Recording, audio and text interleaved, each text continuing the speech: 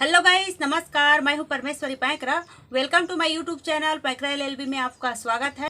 तो आज हम सुप्रीम कोर्ट के एक लैंडमार्क जजमेंट के बारे में चर्चा करेंगे जो चाइल्ड कस्टडी को लेकर है। तो वीडियो शुरू करने से पहले हमारे चैनल को लाइक, शेयर और सब्सक्राइब जरूर करिएगा और ऑल बटन को प्रेस जरूर करिएगा ताकि हम आप लोगों के लिए नई नई वीडियोस बनाते रहेंगे। तो आज के हमारे वीडियो चाइल्ड कस्टडी और चाइल्ड वेजिटेशन पर आधारित है।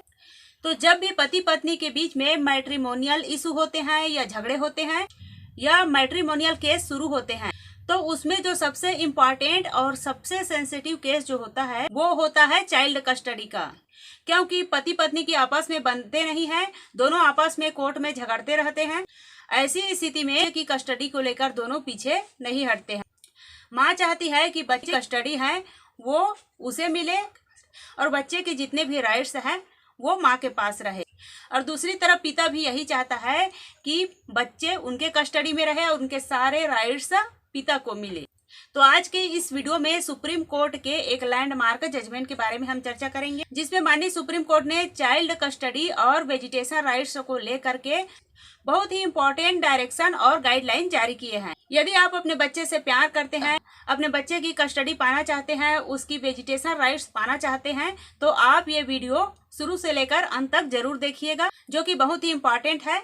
बिल्कुल स्किप नहीं करिएगा। तो सबसे पहले माननीय सुप्रीम कोर्ट के पास जो केस था उसका संक्षिप्त विवरण मैं आप लोगों को बता देती हूँ। इस केस में पति पत्नी के मैरिज सन 2016 में हुई थी और भारत में अर्थात इंडिया में होती है, और उनके पति already United state of America अर्थात यूएसए में काम करता है, और शादी के बाद पत्नी अपने पति के साथ यूएसए चली जाती है। सन 2017 में उनके घर में बेटी पैदा होती है। क्योंकि उनकी बेटी यूएसए में पैदा हुई थी इसलिए वह यूएसए के सिटीजन रहती है।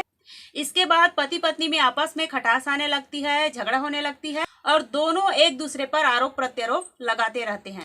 ऐसे में सन 2018 में पत्नी यूएसए के कोर्ट से पति के इमरजेंसी प्रोटेक्शन ऑर्डर ले लेती है। इसके बाद पत्नी इसी कोर्ट से बच्चे की कस्टडी लेने का भी केस कर देती है। साथ में पति से अपने और अपने बच्चे के लिए मेंटेनेंस का भी मांग करती है, और केस के दौरान पति पत्नी के बीच में एक सेटलमेंट एग्रीमेंट होता है, जिसके तहत दोनों अर्थात माता पिता दोनों बच्चे की ज्वाइंट कस्टडी के लिए तैयार हो जाते हैं। अर्थात एक हफ्ते में कुछ दिन बच्चे पिता के साथ रहेगा और कुछ दिन माँ के साथ रहेगा। लेकिन इस एग्रीमेंट के केवल 4 दिन बाद ही पत्नी अपने बच्चे को लेकर के यूएसए छोड़ करके इंडिया वापस आ जाती है। और जैसे ही हस्बैंड को पता चलता है कि उनकी पत्नी यूएसए को छोड़ करके बच्चे को लेकर के इंडिया चली गई है, तो हस्बैंड तुरंत यूएसए की उसी कोर्ट में तुरंत एप्लीकेशन फाइल करता है और कोर्ट बच्चे की कस्टडी पूरी तरह से पिता को दे देती है। क्योंकि वाइफ ने कोर्ट के ऑर्डर के साथ साथ एग्रीमेंट का भी ब्रीच किया था, तो वाइफ को डायरेक्शन दी जाती है कि वो अपने बच्चे के साथ वापस यूएसए आए। जब पत्नी वापस नहीं आई तो ऐसे में हस्बैंड राजस्थान हाई कोर्ट में बच्चे को पेश करने के लिए रीट फाइल कर देता है, और ये रीट थी हैबियस कॉर्पस की। सारा मामला जानने के बाद हाई कोर्ट पति की रीट को अलाउ कर देती है और पत्नी को डायरेक्शन देती है कि पत्नी 6 हफ्ते के अंदर अपने बच्चे के साथ वापस यूएसए आ जाए। इस ऑर्डर के खिलाफ पत्नी माननीय सुप्रीम कोर्ट का दरवाजा खटखटाती है। इस केस में पत्नी माननीय सुप्रीम कोर्ट के सामने ये बहस की जाती है कि पति के द्वारा हाई कोर्ट के सामने जो हैबियस कॉर्पस की रीट फाइल की गई थी वो मेंटेनेबल नहीं, क्योंकि बच्चा किसी भी तरह से इलीगल डिटेंशन में नहीं था।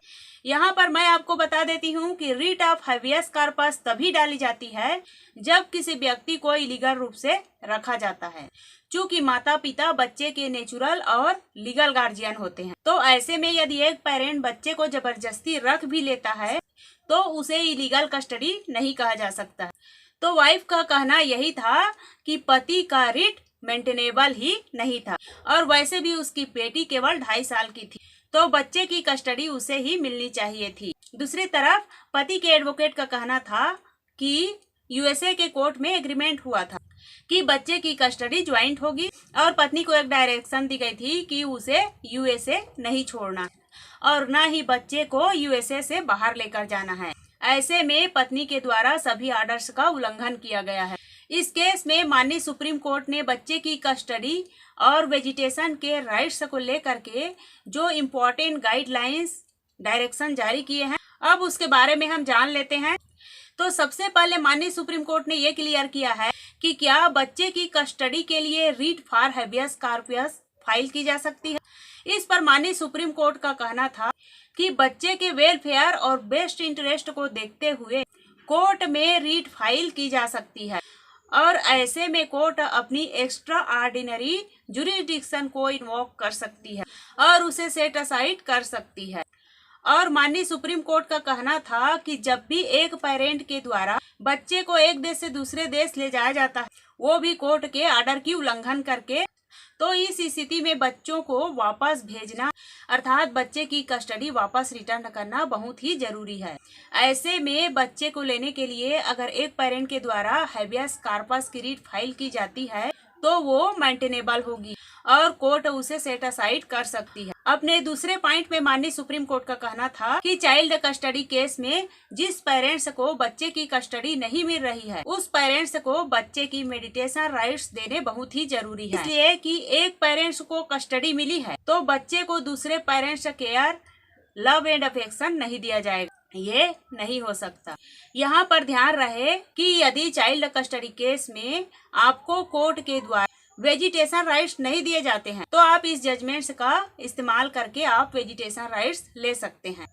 माननीय सुप्रीम कोर्ट ने अपने तीसरे पॉइंट में ये कहा है कि वेजिटेशन राइट्स के साथ साथ कॉन्टेक्ट राइट्स भी देना बहुत जरूरी है और यह कॉन्टेक्ट राइट्स उस स्थिति में दिए जाएंगे जब पति पत्नी अलग अलग राज्यों में रहते हैं या अलग अलग देश में रहते हैं। कॉन्टेक्ट राइट्स का मतलब ये है कि जिस पेरेंट्स को बच्चे की कस्टडी नहीं मिल रही है उसको वेजिटेशन राइट्स के साथ साथ कॉन्टेक्ट राइट्स भी दिए जाएंगे। माननीय सुप्रीम कोर्ट का कहना था कि कॉन्टेक्ट राइट्स में सबसे बेस्ट ऑप्शन यह है कि बच्चे की पेरेंट्स से वीडियो कॉलिंग पर बात कराई जाए। इसके बाद अपने चौथे पॉइंट पर माननीय सुप्रीम कोर्ट का कहना था कि जहां पर पति पत्नी अलग राज्य में रहते हैं, अलग कंट्रीज में रहते हैं, तो ऐसे में पेरेंट्स को राइट्स दिए जाने चाहिए कि वो बच्चे के साथ डेली 5 से 10 मिनट बात कर सके।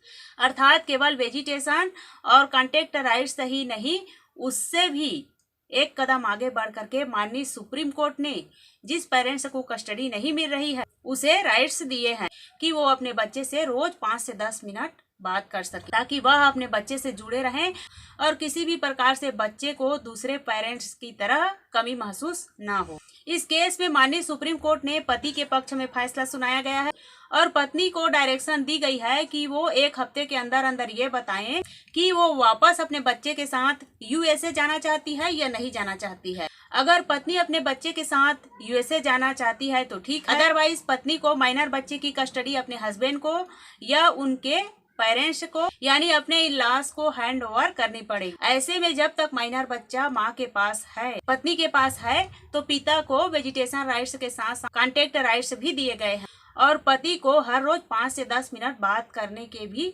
राइट्स दिए गए हैं। इस तरह से माननीय सुप्रीम कोर्ट के द्वारा बच्चे की कस्टडी और वेजिटेशन राइट्स को लेकर के बहुत ही इम्पोर्टेंट जजमेंट माननीय सुप्रीम कोर्ट ने दी है। इस तरह से माननीय सुप्रीम कोर्ट के द्वारा बच्चे की कस्टडी और वेजिटेशन राइट्स को लेकर के बहुत ही इम्पोर्टेंट जजमेंट दी है।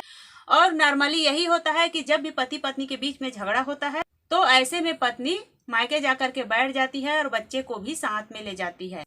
तो ऐसे में यदि आप अलग स्टेट में रहते हैं तो इस जजमेंट का इस्तेमाल कर सकते। यदि आप डिफरेंस कंट्री में रहते हैं तो भी इस जजमेंट का इस्तेमाल कर सकते हैं। अपने बच्चे की कस्टडी, वेजिटेशन राइट्स और कॉन्टेक्ट राइट्स ले सकते हैं। इस जजमेंट का लिंक नीचे डिस्क्रिप्शन बॉक्स में दी गई है, जिसे डाउनलोड करके आप पढ़ सकते हैं और अच्छी तरह से समझ सकते हैं और अपने केस के फैक्ट के अनुसार उसे प्रयोग कर सकते हैं। तो इस प्रकार बच्चों की कस्टडी को लेकर के माननीय सुप्रीम कोर्ट ने जो गाइडलाइंस जारी की है उसके बारे में मैं आप लोगों को बता दी हूं। तो प्लीज़ मेरी वीडियो पसंद आए तो लाइक, शेयर और सब्सक्राइब जरूर करिएगा ताकि मैं आप लोगों के लिए नई नई वीडियोस बनाते रहूंगी। नमस्कार।